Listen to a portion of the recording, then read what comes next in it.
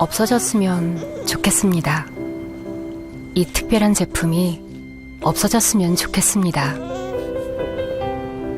뇌전증이라는 나쁜 병으로 고통받는 아이가 한 명도 없어서 뇌전증이라는 무서운 병이 세상에서 영원히 사라져서 뇌전증을 앓고 있는 아기를 위한 이 제품이 없어졌으면 좋겠습니다. 하지만 18년 동안 누가 알아주지 않아도 묵묵히 이 제품을 만드는 이유, 오염 걱정 없는 안전한 제품 생산을 위해 설비까지 신경 쓰는 이유는 단 한 명, 수만 명 중에 단 한 명이라도 꼭 필요한 아기가 있기 때문입니다.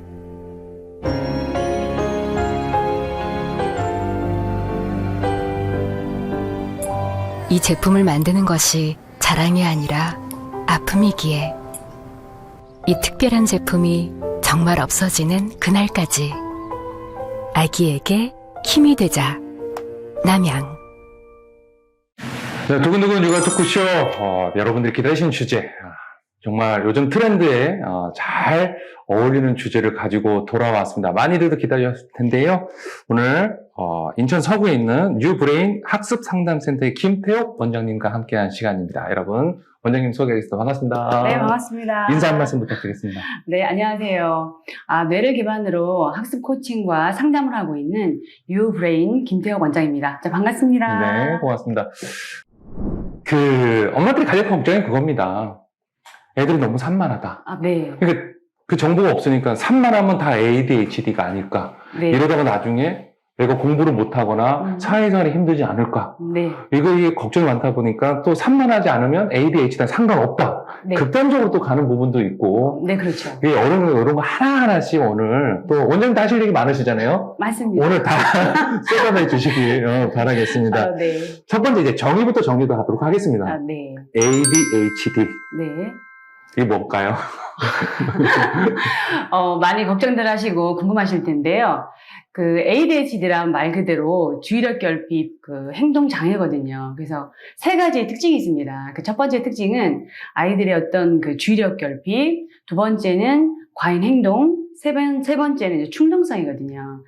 주의력 결핍 같은 경우는 아이들이 어떤 무슨 숙제를 과제가 내었을 때 집중력이 굉장히 짧아요. 짧다 보니까 끝까지 집중하지 못해서 엄마한테 혼나는 경우가 굉장히 많죠.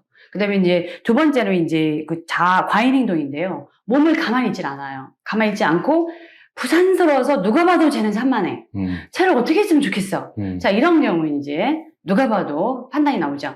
그 다음에 충동성인데 아이들이 차례를 지키는 것을 굉장히 어려워합니다. 그래서 특히 이제 어떤 때 급식을 할 때 줄을 섰을 때 그걸 참지 못해서 식판을 던져버린다거나 아니면 옆에 있는 친구를 툭툭 건드려서 싸움을 건다거나 자, 이런 문제가 좀 있을 수 있습니다.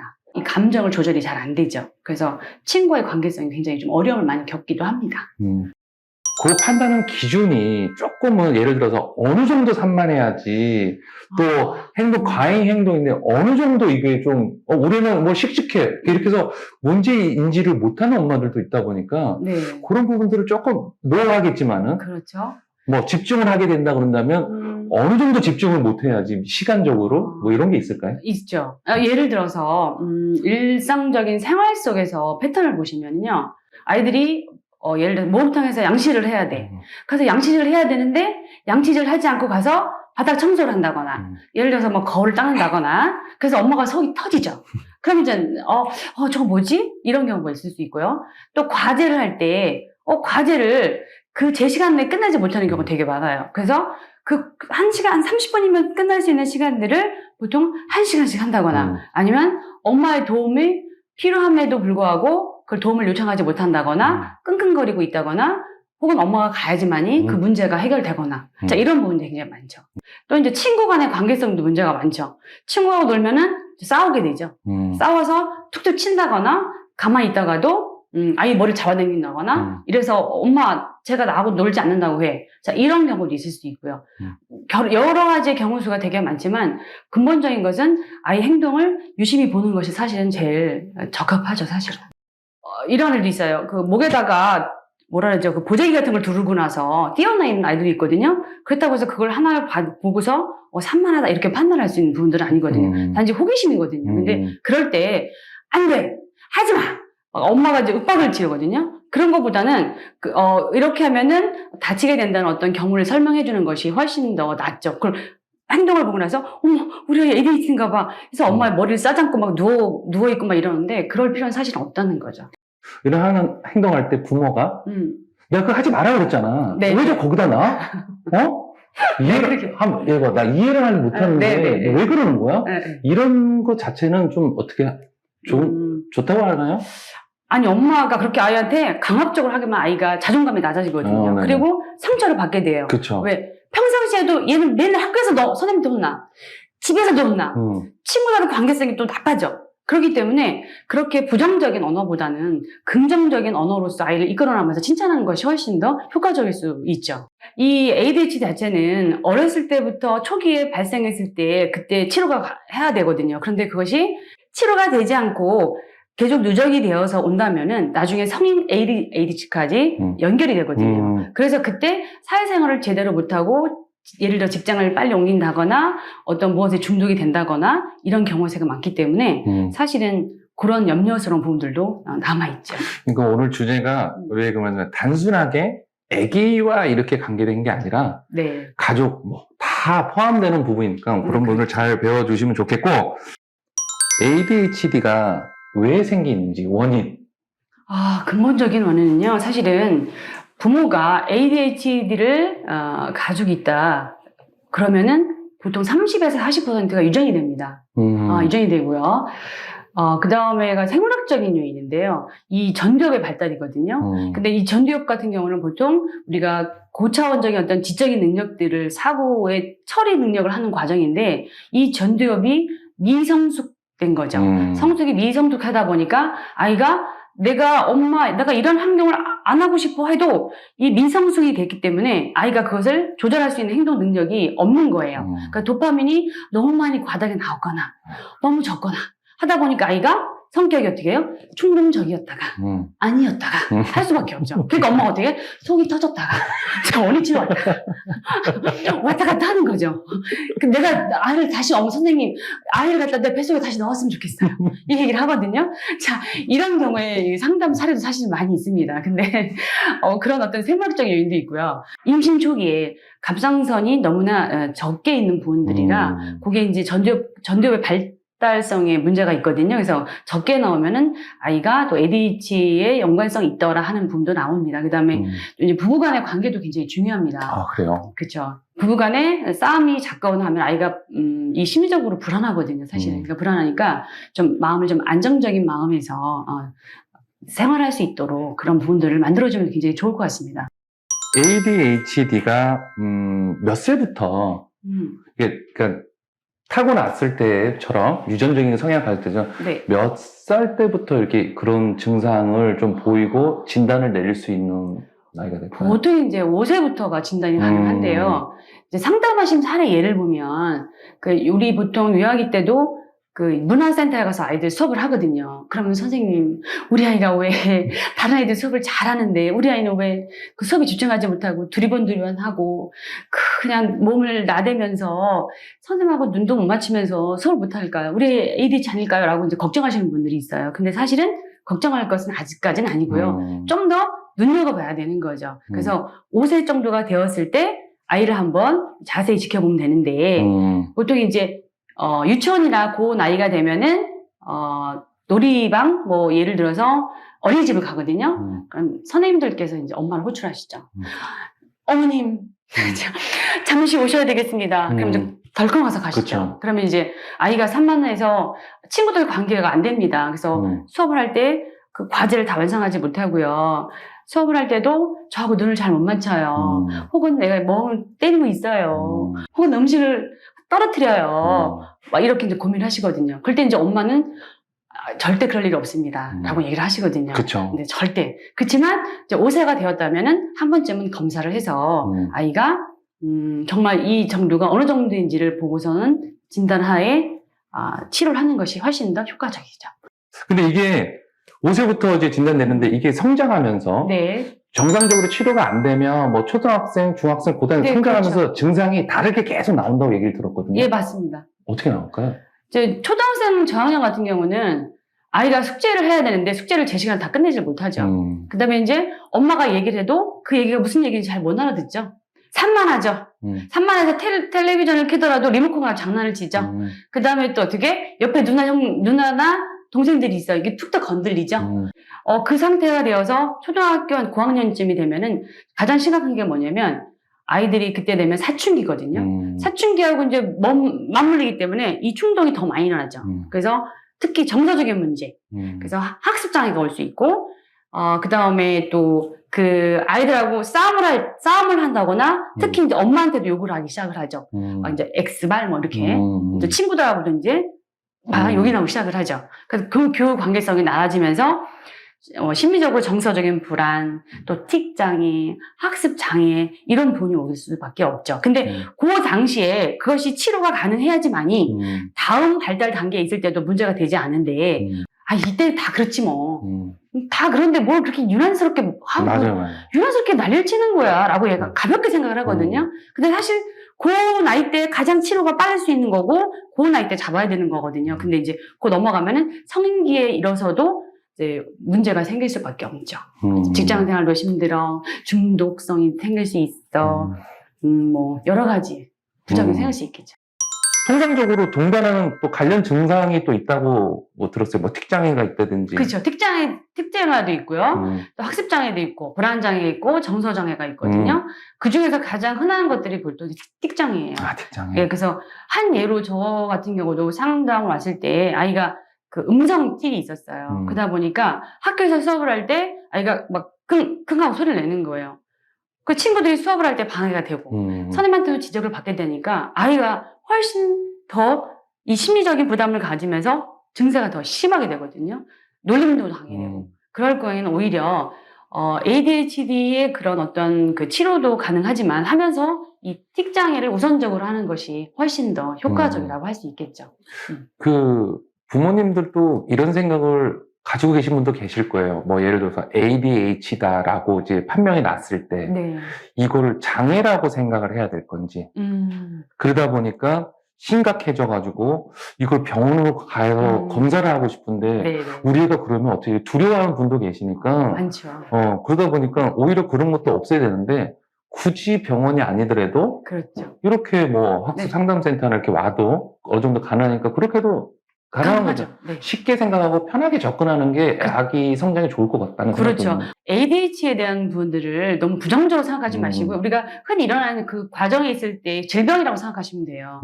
그래서 큰 어떤 부담감 혹은 뭐 내가 이걸 뭐 치료를 해야 돼? 뭐 이건 큰 병이야? 그래서 엄마가 막 자존감이 낮아져? 이런 부분이 필요 없다는 거죠. 애가 ADHD지만은 네. 그렇다고 해서 애만 관리를 하고 애만 받게 되고 치료를 받아야 되는 게 아니라 그렇죠. 이게 부모의 성향이기 때문에 같이 동행해야 되는 부분도 있는 것도 중요한 거죠. 반드시 있죠. 제가 아까 말씀드렸듯이 엄마가 아빠랑 ADHD면은 아이도 유전자를 가지고 있다라고 말씀드렸잖아요. 그래서 한번 생각해 보셔야 돼요. 나도 엄마인 아빠와 나도 혹은 내가 ADHD가 아닐까? 한 번쯤은 체크를 하셔야 되겠죠. 그리고 이제 우리 아이를 봐야 되겠죠. 그래서 근데 우리 아이가 뭐 그런 어떤 행동을 하고 있는 것 같아. 그렇다면 그걸 체크를 해보고 물음표를 가져야 되겠죠. 실질적으로 상담하실 때 네. 애는 ADHD인데 네. 부모님이 끝까지 나는 상관이 없다고 인정 안 하시면 또 답답하실 부분도 좀 있을 거예요. 많이 있죠. 많이 있죠. 그래서 제가 한번 뇌파 검사를 한번 해보죠. 검사를 해보시면은 보통 경우에 다 한 70%가 ADHD인데 본인은 인정 안 하시려고 하시죠. 부모님은 저는 몰랐어요, 선생님. 그래서 우리 아이가 내가 그렇게 지도를 했나 봐요 라고 이제 하시거든요. 그래서 한번 부모님도 한번 체크를 해보시면 좋을 것 같습니다. 자, 이따가 저희들도 직접 한번 체크를 해볼 테니까 여러분들 계속 끝까지 시청해 주시기 바라겠습니다. 또 원장님의 또 우리 박사님의 또 치료 방법이 있지 않습니까? 네. 자, 병원보다는 또 다른 방법으로 또 할 것 같은데 어떻게 하고 계시죠? 여러 가지 치료 방법이 있겠지만 저희 같은 경우는 이제 유로 피드백 훈련을 하고 있습니다. 그 유로 피드백 훈련은 자신의 그 뇌파를 조절해서 소리를 들으면서 피드백을 받아서 자기의 조절 훈련을 통해서 향상시키는 부분이거든요. 그래서 굉장히 훈련이 게임으로 되어 있기 때문에 아주 재미있으면서도 한 50분에서 60분 정도의 수업을 통해서 한 일주일에 2번 정도에 3번 정도 수업을 하게 된다면 효과가 아주 굉장히 좋습니다. 이 훈련을 하기 전에 우리가 반드시 이제 BQ 그 검사를 하거든요. BQ요? 네. BQ가 뭔가요? BQ 검사라는 것은 우리가 IQ 검사라고 했을 때 IQ 검사는 보통 우리가 지면으로 검사를 하잖아요. 근데 이제 이 BQ 검사는 자신의 뇌파를 실질적으로 측정을 하는 거거든요. 그래서 그동안에 아이가 어떤 환경 속에서 자라왔을 때의 교육적인 환경들을 총체적으로 그 뇌를 분석하는 거거든요. 그래서 뇌가 또래만큼 자뇌와 우뇌가 발달되었는가, 그리고 나서 뇌가 안정되어 있는가, 노화 상태인가, ADHD인가, 그 다음에 성격이 아이가 정서적으로 굉장히 안정되어 있는가, 아니면 아이가 굉장히 불안한가, 그 다음에 전체적인 뇌의 지수를 보는 거거든요. 전체적인 그 BQ 브레인 점수를 가지고 아이한테 만약에 이 ADHD가 판정이 됐어. 그러면 거기에 맞는 훈련하는 거죠. 프로그램을 조절해서. 그런데 아이가 ADHD를 겪게 되면 가장 먼저 나타나는 것이 뭐냐면 학습도 장애가 있을 수 있거든요. 그러면 학습 장애의 학습 그 기술을 알려주는 거예요. 노트 필기하는 방법, 예습과 복사하는 방법들, 그 다음에 아이한테 과목별로 공부하는 방법들을 알려주면 아이가 학습에 대한 자신감이 생길 수 있겠죠. 근데 또 만약에 아이가 사회성이 또 문제인 거예요. 그 정서 검사를 했는데 사회성이 문제인 거예요. 그러면 사회성에 문제가 될 수 있는 부분들을 그림책을 활용을 해서 거기에 맞는 활동 만들기, 또 뭐 붙이기, 음악 활동 이런 것을 겸해서 할 수 있는 부분도 있고요. 지수의 BQ 검사의 결과에 따라서 아이가 주의 지수가 낮으면 주의 지수, 만약에 아이가 집중력이 떨어져 있어, 그럼 집중력 검사를 해서 집중력 훈련을 하기도 하고, 애가 너무 피곤해, 그러면 휴식에 맞춰 또 휴식 모드에 맞춰서 이제 훈련을 하게 되어 있습니다. 그게 보통 보면 뭐 편차가 있겠지만은 어느 정도의 좀 가정에 거쳐야지 좀 이렇게 완화가 되고 좀 좋아질까요? 그렇죠. 개인적인 편차는 좀 심하긴 해요.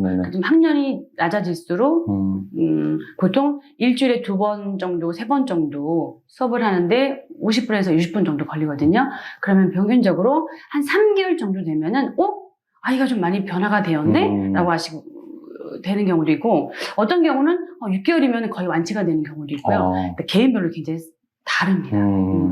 그런 부분에 있어서는 엄마들이 또 아이의 성장을 차후를 생각해서 충분히 관심 가져야 될 부분이라고 생각하고, 또 한편으로 보면 아기가 단순하게 공부해, 장난감 제자리 정리해, 놀지 마, 이거보다는 왜 공부를 하고 이게 집중하는 재미를 흥미 유발해야 되니까 그렇죠. 충분히 치료가 가능하고 네. 발전의 가능성이 높은 부분인 거네요. 그렇죠. 하지만 아이가 짧게 시간을 짧게 잡아야 되거든요. 주의 집중력이 짧기 때문에 아이들한테 짧게 단기 목표를 잡아가지고 그 아이한테 성취감을 막 느낄 수 있을 수 있도록 해야 되겠죠. 그래서 칭찬하더라도 구체적으로 아이가 장난감을 정리를 잘했어. 어머, 장난감 정리를 참 잘했구나. 이렇게. 책을 읽더라도 요 페이지를 그 시간 안에 읽을 수 있게끔. 그래서 시간을 보면서 자, 요 시간까지 책을 요 한 장만 읽어, 한 장 정도만 읽어야 돼. 그래서 아이가 그 시간 안에 그것을 끝날 수 있게끔. 그래서 성취감을 느껴야 되겠죠. 짧게 집중할 수 있도록 한정되어 있거든요. 그거 듣고 또 조심해야 될 부분이 있을까요? 요거 방송을 보고 엄마들이 저렇게 하라고 했어. 자, 이리 와봐, 앉아봐봐. 자, 책을 읽는데 지금부터 이 동화책을 몇 시까지 저 시까지 딱 읽는 거야. 이렇게 무턱대고 덤벼들 때 이것도 그렇게 안 되겠죠. 아이들한테도 아이들이 흥미있는 주제가 있을 거예요, 선생님께서. 흥미있는 주제를, 관심 있는 주제를 선택을 해야 되겠죠. 그 다음에 그 아이의 발달 단계에 맞게끔 책을 선정하는 것이 굉장히 중요하겠죠. 다양하게 반대의 ADHD도 있다고 하는데 이게 SCT라고 그러나요? 이것도 자료가 조사를 했는데 SCT는 센텐스고요. 그것보다 ADD거든요. 자, ADD라고 하는데 아주 이 아이들은 말이 없어요. 조용합니다. 그래서 있는 듯 없는 듯 하죠. 그래서 한 일 어떤 일이 있었냐면요. 어쩌다 어렸을 때 봤는데 그 아이가 굉장히 산만하고 행동이 과한 아이였어요. 그런데 어느 날 6학년이 되어서 이 아이를 만났는데 애가 얌전하게 있는 거예요. 너는 어쩜 이렇게 옛날에 그렇게 맞더니만 이렇게 얌전하게 잘 끌 수 있니? 땡, 아닙니다. 그 아이는 어떻게 해요? 굉장히 AD형으로서 주의력 결핍으로 해서 아이가 행동만 과하지 않은 거고 조용한 거죠. 조용한 산만함이에요. 그래서 과제도 아이가 수행하지 않고 앉아가지고 멍 때리고 앉아있는 거죠. 멍 때리고 1시간, 2시간 앉아있죠. 그래서 잠을 또 잘 자죠. 잠을 갖다가 계속 잠을 잡니다. 그래서 아이가 얌전하죠. 그래서 그런 아이들은 엄마들께서 주의 있게 잘 보셔야 돼요. 그래서 어머, 저기 얌전한데 제가 무슨 머리가 뭐 ADD라고? 뭐 과잉성? 웃기고 있어라고 얘기를 하거든요. 근데 그런 아이들은 되게 머리 자체가 얌전한 거예요.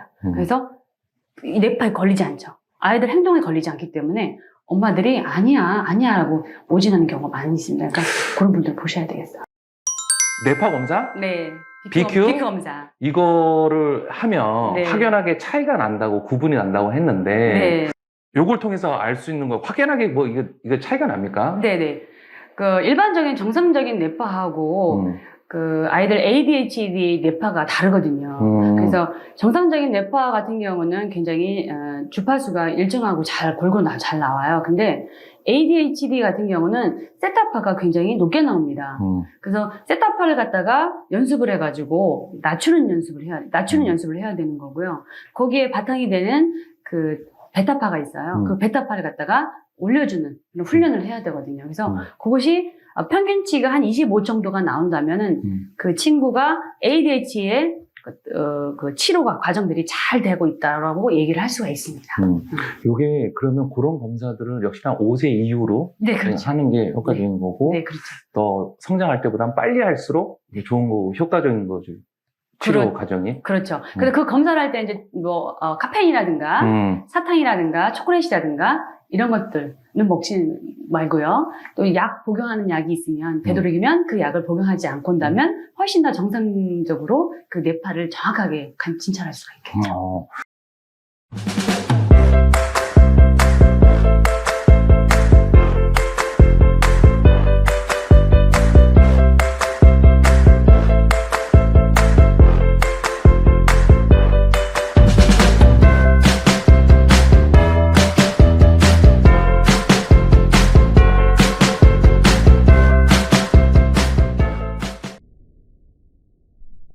그런 것도 있을 것 같아요. 엄마들이 아기가 어릴 때 핸드폰? 네. 뭐 이런 것 때문에 아기가 오히려 좀 뭐 전자파는 것때 뇌파에 네. 좀 문제가 생겨서 또 후천적으로 ADHD도 가능하지 않을까 걱정하는데 그런 영향도 좀 있습니까?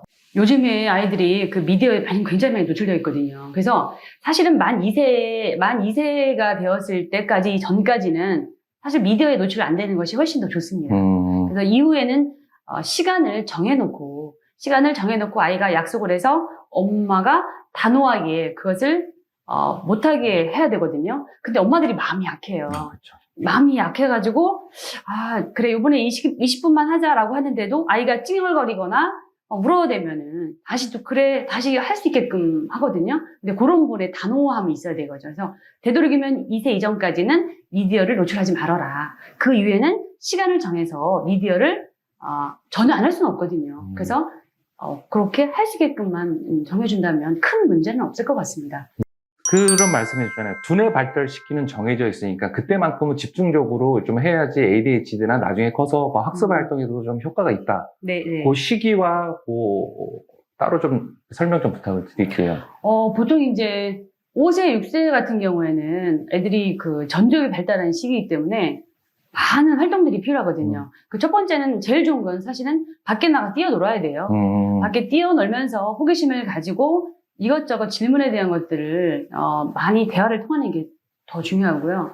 그 다음에 이제 운동을 하루에 한 30분씩 운동 뭐 많잖아요. 여러 가지가 많으니까 또 뭐 구분하지 마시고 운동을 하면 아이가 전두엽이 되게 좋아지거든요. 운동을 하면 또 아이한테 되게 좋은 것들. 그 다음에 책도 많이 읽으면 좋겠죠. 책을 좀 읽어서 근데 책들은 항상 아이가 관심 있는 분야부터 아이가 그 책을 끝까지 읽을 수 있을 정도의 발달 단계에 맞는 책들을 선정하는 것이 굉장히 중요하겠죠. 그러니까 책을 읽어서 하는 부분들. 그다음에 이제 미술 활동들. 그다음에 뭐 음악 활동도 아이들이 요즘 춤도 많이 추잖아요. 그래서 춤을 춰서 몸을 갖다 많이 움직이는 활동들을 한다면 굉장히 아이들한테는 그 두뇌 발달 시기에 굉장히 좋습니다. ADHD의 아동이 그 아기 계통에는 뭐 훈육의 방법도 달라져야 된다. 네. 이런 얘기를 또 저희가 또 들었거든요. 우선 그 큰 목표보다 일상생활 속에서의 그 작은 것부터 시작하는 것이 좋을 것 같습니다. 너무 욕심내지 마시고, 예를 들어서 같은 시간에 같은 자리에 앉아서 공부를 한다거나 숙제하기, 뭐 이런 부분들 있잖아요. 그렇죠? 그리고 이제 밥을 먹을 때도 식사만 하게 해야 되지 어떤 다른 미디어를 본다거나 뭐 책을 본다거나 이런 부분들을 좀 자제할 수 있게 하는 부분들. 게임할 때도 마찬가지겠죠. 게임할 때도 그것을 시간을 정해놓고 완강하게 엄마가 이제 약속을 지키는 부분들도 있을 것 같고요. 공공장소 외출 시에는 사전교육도 반드시 하라는 얘기도 그렇죠. 예를 들어서 마트를 가야 되잖아요. 그럼 마트를 갈 때는 공공장소에서 지켜야 될 예의들을 아이한테 미리 얘기해 주는 거죠. 얘야, 거기에는 많은 사람들이 오니까 우리가 질서를 지켜야 돼. 그래서 막 뛰어다니면 안 돼. 알겠지? 한 다음에 우리가 이제 예를 들어서 마트를 갔어요. 그럼 그 앞에 가서 다시 한번 아이가 인지할 수 있도록 얘기를 하는 거죠. 엄마가 어떻게 하라 그랬지? 많은 사람들이 있으니까 여기서는 뛰거나 소리를 지르면 안 되는 거야. 그러면서 스스로 아이가 그 대답을 할 수 있게끔 해야 되겠죠. 네, 알겠어요. 뛰면 안 돼요. 소리 지르면 안 돼요. 이렇게. 네, 잘했어요. 그러면 그거에 대한 보상을 해야 되겠죠. 그래서 토큰 보상을 한다거나 그래서 해야 되겠죠. 근데 만약에 또 이제 아마도 그런 경우를 많이 보셨을 거예요. 마트에 갔는데 애가 막 소리 지르고 울어요. 그럼 그 엄마가 울지 마! 그러거든요. 신발 벗죠, 보통. 그렇죠. 아니면 보통 데리고 하면서 어떻게 해요? 화장실로 막 데리고 가거든요. 그런 것보다는 아이하고 놀이를 통해서 예를 들어서 우리 철이가 좋아하는 과자가 어디 있더라? 엄마를 한번 찾아볼까? 그래서 혹은 아이가 좋아하는 장난감이 어디 있더라? 찾아볼까? 해서 아이가 그동안에 화냈던 어떤 그런 부분들을 잊어버릴 수 있게끔 하는 것이 좋겠죠. 그럼 아이가 이제 막 소리 지르다가도 끝이면서 그 물건 찾기 놀이를 하거든요. 그 앞전에 생각들을 하지 않거든요. 그래서 그렇게 해서 이제 계속적인 훈련이 들어간다면 훨씬 더 효과적일 수 있겠죠. 그리고 이제 더 나아가서는 집안의 이제 분위기를 좀 차분하게, 그 아이 방을 차분하게. 보통 이제 그 아이들 방에 보면은 되게 산만하거든요. 그래서 책도 마음대로 놓아있고, 막 장난감도 여기에 있고, 막 있거든요. 그럴 경우 이제 아이가 더 산만해지니까, 그 집 방의 그 벽지의 색깔도 파스텔토로 차분하게 놓는다거나, 책도 아이가 정리해서 제자리에 놓을 수 있다거나, 또 장난감으로 아이가 제자리에 놓는다거나, 이런 방법들을 하나씩 가르치는 게 좋겠죠. 5세까지 기다리기 좀 힘들다. 네. 미리 사전에 좀 이렇게 아기가 그런 성향을 보이는지 뭐 검사를 한다거나 아니면 교육을 좀 해서 집중이 잘하게끔 하는 뭐 키울 수 있는 방법. 우리 그 임산부는 태교가 되게 중요하거든요. 그래서 아이가 들을 수 있게끔 엄마의 목소리로 책을 읽어주는 것이 굉장히 중요합니다. 어떤 책을 읽어줘야 되나요? 하고 하시는 분들이 또 많으세요. 그쵸. 어떤 책은 상관이 없습니다. 근데 거기 부정적인 책보다는 또 싸워서 누가 죽었어요. 막 이런 거보다는 누가 예를 들어서 영희가 그래서 행복하게 잘 살았어요. 어떤 긍정적인 언어를 많이 해주는 게 좋겠죠. 그리고 임산부들은 매일 아침 시간에 정해진 시간에 이 아이한테 칭찬하는 거죠. 나는 너가 있어 너무 행복해. 그리고 너무나 기뻐. 그런 어떤 긍정적인 언어를 아이한테 계속적으로 칭찬하는 방법들이 있을 수 있겠죠. 그 미디어 노출 같은 경우는 만약에 5세 이전에 아이들이 있잖아요. 그 아이들한테는 미디어 노출 같은 걸 좀 삼가한다는 거. 삼가해야 되겠죠. 너무 많은 시간들을 미디어 노출하면 아이가 이 자극하는 것을 일반적으로 받아들이기 때문에 아이들이 엄마들이 그런 거 생각해요. 어머 우리 아이가 레고를 1시간 동안 2시간 동안 집중해서 잘하고 있어요. 집중력이 정말 짱이에요. 아닙니다. 그거는 진짜 ADD입니다. 왜? 선택적으로 자기가 좋아하는 것만 하거든요. 그렇기 때문에 그걸 착각하시는 분들이 굉장히 많아요. 그렇기 때문에 그런 부분들 정말 조심하셔야 되는 분들이죠. 중요한 거는 아이가 오감 발달할 수 있도록 밀가루 가져오는 것들, 오리고, 붙이고 하는 부분들이 있어요. 그런 발달 놀이를 많이 하는 것들이 좋고요. 그 다음에 이제 칭찬하는 거. 부정보다는 긍정적인 칭찬. 그다음에 구체적으로 해라. 너가 이러이러해서 되게 잘하는 것 같아. 예를 들어서 너가 요 시간까지 요 시간까지 숙제를 마치라고 했는데 참 잘한 것 같아. 이런 것들. 그다음에 장난감을 제자리에 잘 정리했어. 이렇게 해야 되겠죠. 음식을 먹었을 때도 음식을 흘리지 않고 참 제자리에 앉아서 예절 있게 잘 먹었어. 이렇게 구체적으로 칭찬하는 것들이 필요하죠. 자, 그 다음에 이제 음식 같은 거, 예를 들어서 인스턴트 음식 같은 거를 좀 먹이지 않는 게 좋겠죠. 그러면 애들이 이제 거기 화학적인 물질이 나오기 때문에 굉장히 산만해지거든요. 그러니까 그런 음식들도 좀 덜 먹이거나 이런 부분도 좀 참고하시면 좋을 것 같습니다. 어릴 때는 괜찮았어요. 네. 이게 한 6세, 7세 되면서 후천적으로 ADHD나 ADD가 나타나거나 이런 경우도 있습니까? 숨어있던 거죠. 몰랐던 거죠. ADD 때문에, 내성적이기 때문에 아이가 표현을 잘 하지 않거든요. 조용하거든요. 그래서 얘가 있는 듯 없는 듯. 그리고 무엇인가를 하고 있는 것 같아요. 왜? 거기 앉아가지고 꼼시락꼼시락 뭘 하고 있거든요. 그럼 엄마가 어떻게, 어머, 쟤는 앉아가지고 뭘 저렇게 열심히 꼼시락꼼시락 하고 있구나라면서 엄마 스스로 안정감을 느끼는 거예요. 근데 그 아이는 머릿속에서 다른 생각을 하죠. 상상의 날개를 피죠. 뭐, 얘가 보았던 만화책을 내용을 상상한다거나 혹은 미디어에서 보았던 어떤 그 내용 속을 머릿속에서 앉아가지고 그냥 상상을 하는 거죠. 그래서 그림을 그리기 시작하죠. 머릿속에서. 그런데 엄마는 아이가 책상에 앉아있으니까 아, 쟤는 무엇인가를 열심히 하고 있어 라고 생각하는 거죠. 그래서 그것이 언제 특히 고학년이 되었을 때 많이 나타나요. ADD 같은 경우는 보통 저학년 때 나타나지 않아요. 별로 숨어 있어요. 그러다가 이제 고학년 되면 뿅 나타나서 그때 엄마가 당하죠. 쓰러지죠. 부모님도 똑같이 검사를 받으시는 그렇죠. 게 가장 효과적인 거. 더 좋은 것은 같이 검진을 한번 해보는 것이 더 좋겠죠. 그게 가장 부모도 검사를 했어요? 네. 부모도 ADHD 판명이 났어요. 그럼 네. 어떻게 해요? 같이 치료받아야 돼요?